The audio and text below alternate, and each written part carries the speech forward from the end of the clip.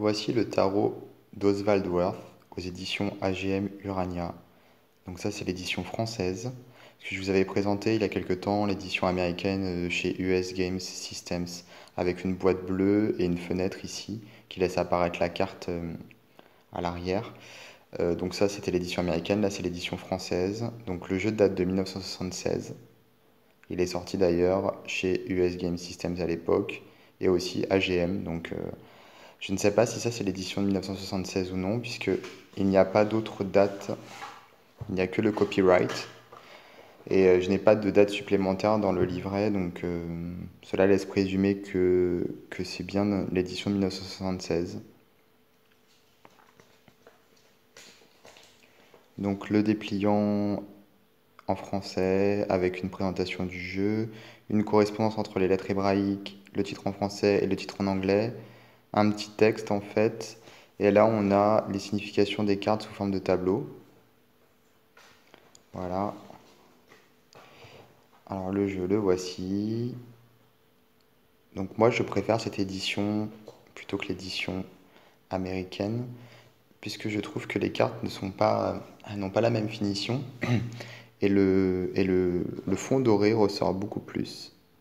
Là on voit pas trop, mais voilà, regardez ici avec les reflets, on voit un peu.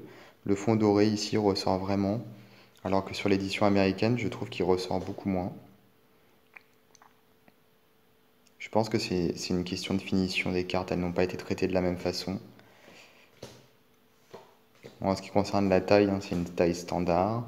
Et en ce qui concerne la qualité, c'est une qualité standard également.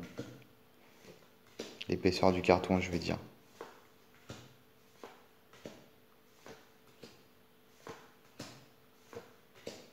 Donc les mineurs ne sont pas illustrés. Donc je passe rapidement. Je montre uniquement les figures.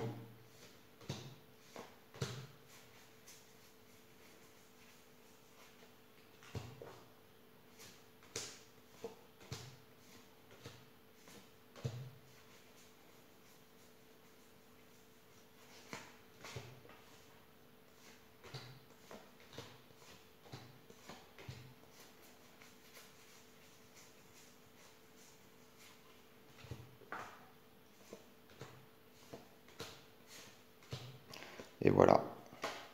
Donc comme je disais, je préfère cette édition. Je la trouve plus belle au niveau de la finition des cartes, au niveau du fond doré. Et puis bon, le livret en français, c'est toujours plus sympa parce que ça peut être utile.